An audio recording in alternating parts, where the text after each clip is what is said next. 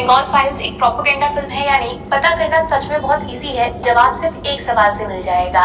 Direct action day क्या है अगर आप नहीं जानते और फिल्म को प्रोपेगेंडा बोल रहे हो तो उससे बड़ा प्रोपेगेंडा कुछ नहीं हो सकता। हिस्ट्री पढ़ने का शौक नहीं और चले हैं समाज सेवक बनने। दूसरों के घर पे पत्थर नहीं मारने चाहिए जब खुद का घर कांच से बना हो। सुना है ना? हाँ, तो कोई एनिमल बोलता है, कोई मार्को का नाम लेता है और आजकल बागी 4 का फैशन चल रहा है। लेकिन मेरी मानोगे तो बॉलीवुड की सबसे ब्रूटल वायलेंट फिल्म का नाम है द कश्मीर फाइल्स। अगर यही सिनेमा विवेक अग्निहोत्री अमेरिका में बैठकर वहाँ की हिस्ट्री पे बनाते तो फिल्म मेकिंग के सारे अवार्ड्स जीत ले जाते। और यहाँ क्या मिला? नफरत, पॉलिटिक्स और ढेर सारे इल्जाम। लेकिन ध्यान से सुनना, अगर कश्मीर फाइल्स ने डर से आपकी आंखें बंद कर दी थी तो बंगाल फाइल्स देखकर शायद आप कुछ और देखने के लायक ही नहीं बचोगे। इंडियन सिनेमा के इतिहास का सबसे डिस्टर्बिंग सिनेमा और बड़ा दर्द होता है ये बोलने में कि फिल्म रियल इंसिडेंट्स पे बेस्ड है, सच्ची घटनाओं पे बनाई गई है। कहानी बंगाल में शुरू होती है एक मिसिंग केस के साथ। एक लड़की गायब हो गई है जिसको ढूंढने के लिए दिल्ली से सीबीआई टीम को रातों रात बंगाल भेजा जाता है। मिसिंग केस में 2 सस्पेक्ट्स हैं। पहली एक बुढ़ी औरत जिसके घर में वो लड़की गायब होने से पहले रहती थी, जहां आखिरी बार उसको देखा गया।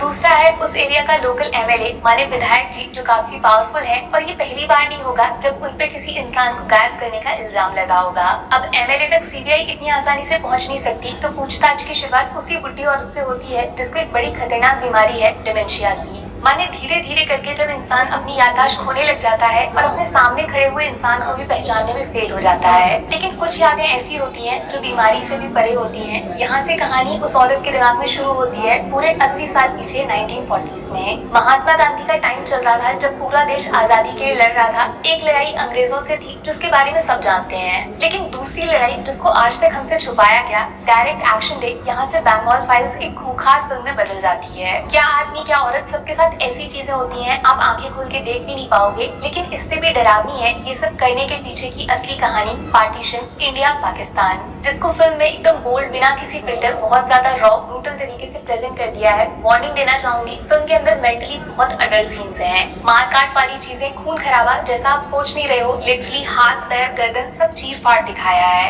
गिनती के 4 सीन्स जिनको थिएटर में दिखाना अलाउ नहीं होना चाहिए था, लोग मेंटली डिस्टर्ब हो सकते हैं। जिस चालाक तरीके से विवेक अग्निहोत्री 1940 और आज के बंगाल को आपस में कंपेयर करते हैं, उस वजह से कंट्रोवर्सी जरूर होगी और इसीलिए कोलकाता में फिल्म को अनऑफिशियली बैन भी कर दिया।